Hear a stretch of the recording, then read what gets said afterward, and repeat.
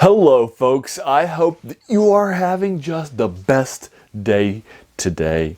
And that if not, maybe it'll be one of your top 10 days. And if it isn't, not yet, hopefully it'll be by the time your day is finished.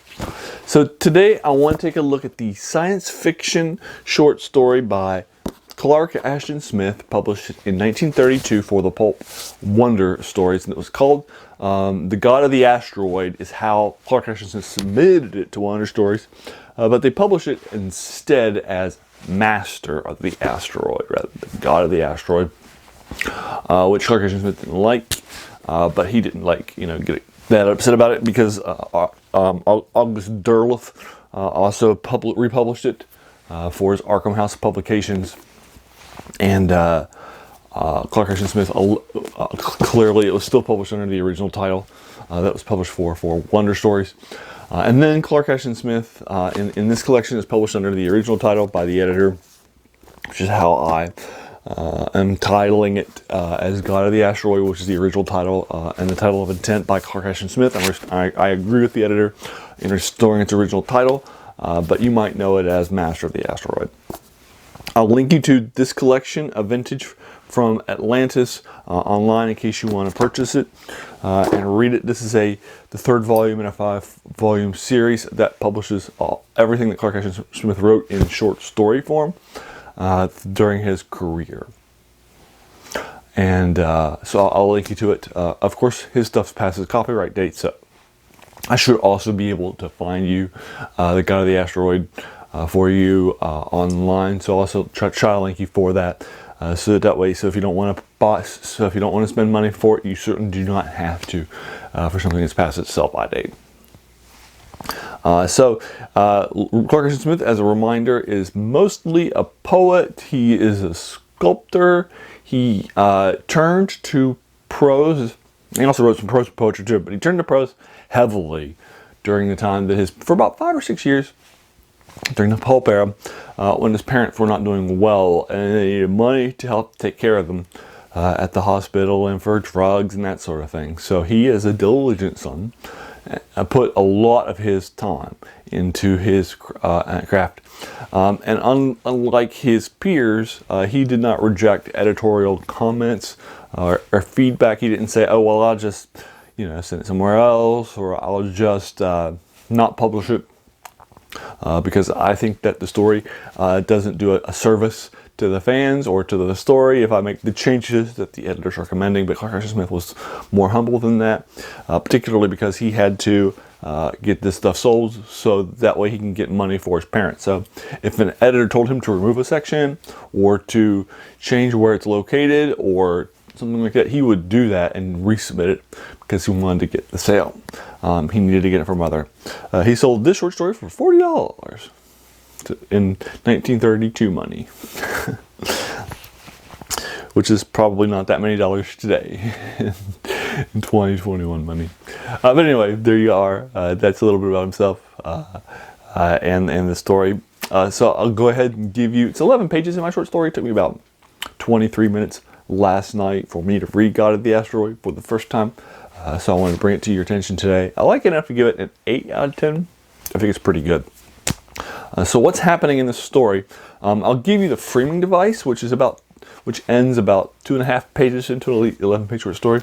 So the framing device is that it's 1980. It's in the early days of human space travel, and there is a small base in Mars, and it's got 15 people on it, and due to how far away it is from Earth and how remote it is, some of the people there are undergoing some unusual circumstances mentally, not physically. They're not mutating, but there are some mental circumstances that are going on that they didn't train for or expect, and there's not an easy answer to. And so one of the things that's happening is that they're turning to cliques, and these cliques are turning against each other.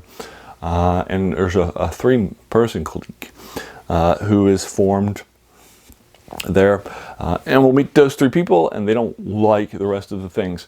So what's going to happen is that these 3 people are going to set out in one of the ships for one of the moons of Jupiter that supposedly, according to all of their research, Evidence should have a breathable atmosphere, so that they won't have to be in their spacesuits the entire time, or living under a dome, or living in a ship for their entire time.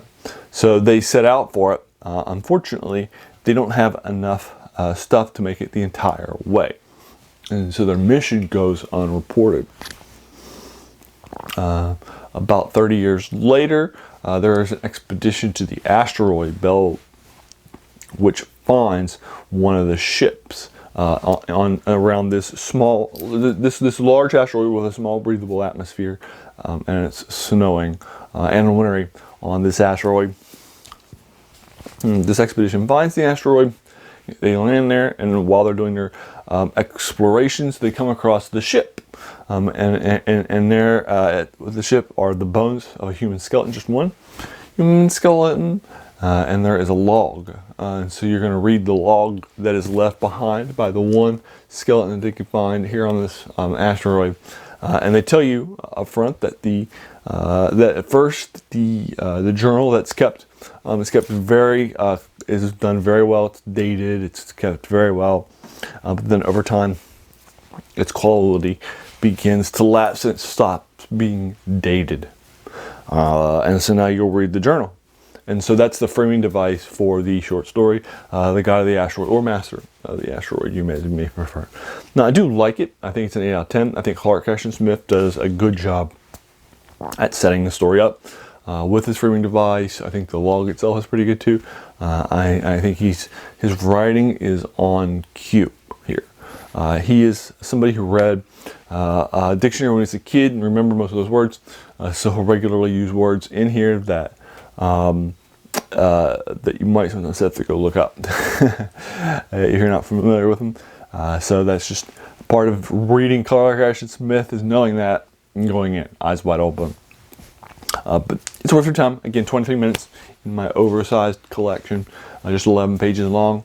But I find him to be a denser writer. I can't read him as quickly with page counts as some other writers. So that's just who he is as a writer. And then that's it. That's Clark Ashton Smith's The God of the Asteroid. So have you read it? What did you think of it? Did you agree or disagree with my take on it? Or if there's something you want to talk about in the spoiler section or in the log, I would be more than happy to engage with it further in the comments below. If you like this video, why not hit that subscribe button? Because there's going to be a lot more of these reviews to follow of fantasy, science fiction, and horror. And this is science fiction and horror. And then I'll go ahead and leave you to it. So one more thanks so much for taking some time out of your day and watching my video.